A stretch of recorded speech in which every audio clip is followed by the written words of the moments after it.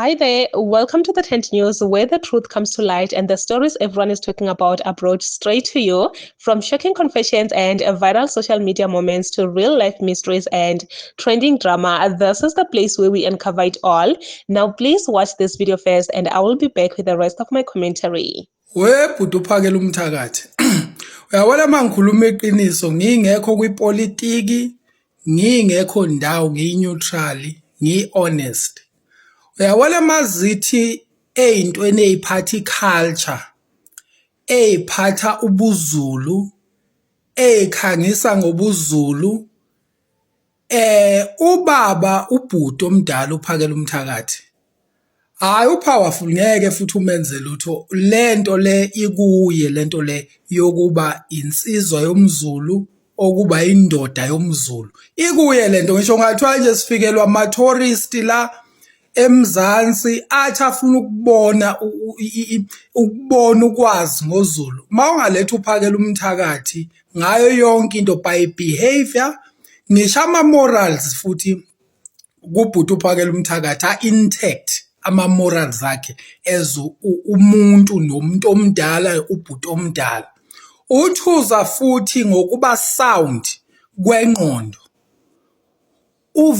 very sound ngikhuluma lana ngeposition yakhe engekho politicized umuntu eyindoda yakwaZulu culturally Zulu man umtholeke ngekho politicized mina nje ngake ngabuka i-bootcamp yakhe akanawo ngaze ngatshela unkosikazi ngathi for sure mayisekhona le bootcamp kumele ngimhambise umfana wami kuleya ndoda uphakela umthatha sengizwe into eziningi sengibone into eziningi kuyena ukuthi lo muntu lo mangathiwa nje uthatha umfana umfake esikoleni sikaphakela umthakathi hayi engavuthwa manje kungayindoda ngisho abantu abangangathi sebevele sebehlumile kodwa ziningi izinto ongayifunda kuloya bhuti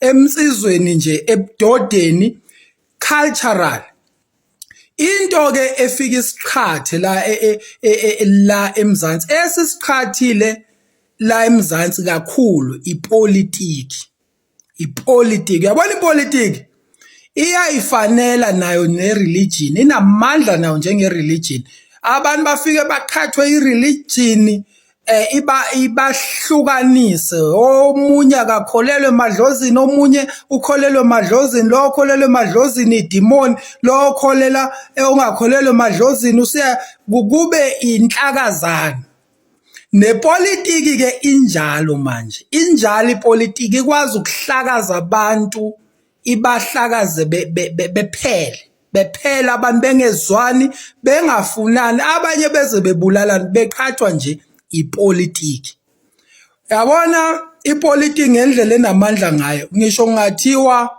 ipolitiki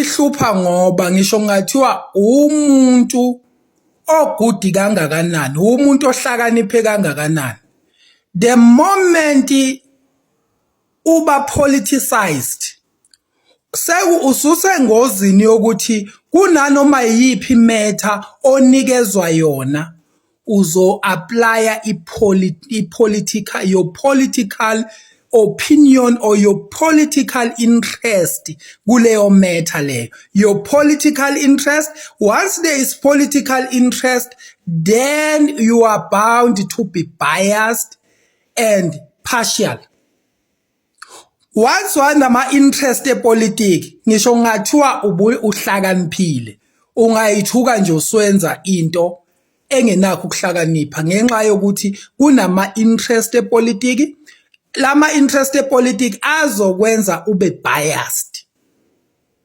ngisho ngalandi abameli amajaji uthola ukuthi ijaji olazi ukuthi lipowerful ngenye indlela li-intelligent ngenye indlela but the day lihamba ngama-interest epolitiki uyozumangale nayo ukuthi kusewuye nje lo muntu lo wayesekhuluma izinto manje obonayo ukuthi ayi ngalo muntu lona uthengiwe lo muntu lo ngendlela asekhuluma ngayo kanti that is how ipolitiki operator ehamba ngayo ikwenza ube politically conscious.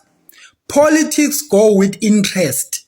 Uba nama interest ngangokuthi ngisho ngathi uyiqembu lakho likanjani noma ngathiwa lento eyifayithelayo kanjani kunezinto zepolitiki ekusuke imele ifezeke uthola ukuthi kunemission yepolitiki and then futhi ungayiphesua ufuna ukuzuyiwine ngisho ngathiwa izokwenza ukuthi wenze ngisho izinto engeselona iqiniso engaprove ndawo kodwa uthola ukuthi uyazenza for the sake of scoring a political score. So now silento siyibone kubantu abaningi amajaji kuphi amaphoyisa ubone ngisho anybody mawukuthi awuyixwayanga le awukwazi ukuthi udlale nje ukuba umuntu ugcine u-apply ama-interest epolitiki bese uba biased. Uyabona nje ubaba uphakela umthathu ubhuti uphakela umthathu njengoba ngisho nje hayi mawuza lezi zinye hayi baba hayi ukuya nokubuya ngeke ubuye kuyena unzima kakhulu manje la mase ngena ipolitiki la khona sekungena ekutheni for example nje i-example esimple yini ashade noMalema abe noMalema ishaqa sebevezile bonke ngizwe baveza bonke bathena onke ama-political leaders athule ngalolu daba ayabadayisa kanye nama-foreigners baze baveza ngisho uphalo umthathu ethi ngisho amakhosi akanye nama-foreigners. So mawukuthi ama-political leaders akanye nama-foreigners amakhosi akanye nama-foreigners why phone idila nomuntu oyedwa lento ni branda kumuntu oyedwa uJulius Malema why yonke indawo la inikhona ayipheli i-interview interviewer ama-journalist ningakaze nithuke uMalema nikhulume nge-EFF ni discredit ni decampaign i-EFF. Angithi uyabona lapha eyibambisa khona lento ukuthi there is political interest.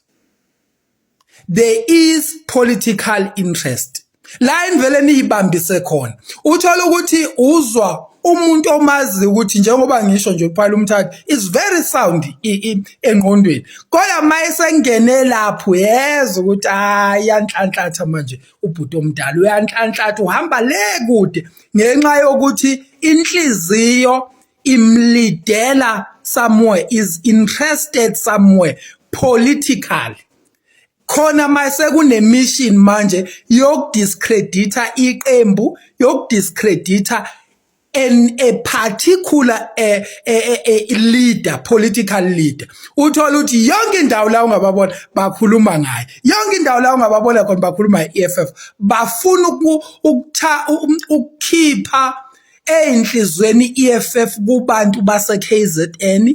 Bafuna ukuyidecampaign bazi kahle ukuthi KZN amaZulu anabantu abaningi by numbers. Bafuna ukuachieve leyo nto. Kodwa uma umbeka nje kubeni umZulu ubhuti uphayela umthakathi hayi lapho ila khona powerful khona la nje ungabe uzobeka ipolitiki ubeke yena eyindoda yomZulu very powerful. Kodwa la mase ngena ipolitiki hayi lapho kozothola khona ukuthi maye sekukhona izinto yovela uthi mayebuka ubona ukuthi ayikhona into ekhona manje la khona into ekhona uhlanganisa ukuthi lokhu pho uqhamuka kanjani lokhu bakuthole kanjani lokhu bakwenza kanjani bese uyabona ukuthi la laba abantu ba commissioned ukwenza lento. It's not something that is coming just from them.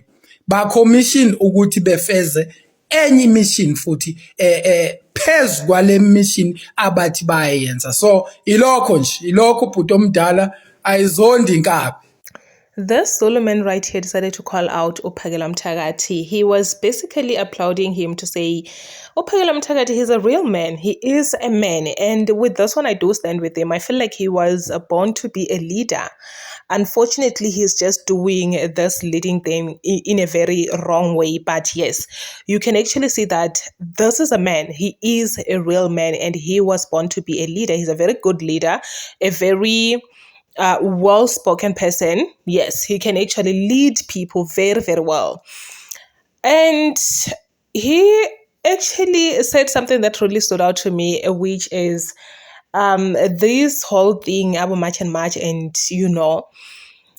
it might be something that has to do with political parties. Maybe these people, they want to join there on top.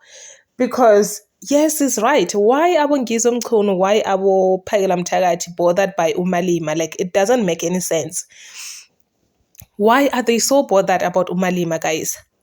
Yes, I mean, as South Africans, everyone do have a right to stand with what they believe in, and that's okay. So if uMalema is saying, okay, I believe that foreigners must stay in South Africa, if we are having a problem with foreigners be doing crime in South Africa, how about we document them? It's his own perspective, and that's okay. If Uphakela Mthakathi is saying, nope, all foreigners must leave, it's okay. That's his own perspective. We have no problem with that. But the question is, why are they after uMalema? Ngizo Mchunu even got himself in trouble because of this whole thing. Nami, I feel like the thing is, like, maybe they want to join these, to be part of these political parties, or what's going on. I don't know. That's just how I feel. That's just how I feel, Uguti. Maybe, man, because why are they after uMalema so much? Why are they always after uMalema? I don't get that one. With this one, I really do not get it, Shem. But anyway, please comment your thoughts down below in the comment section. What do you think about this one?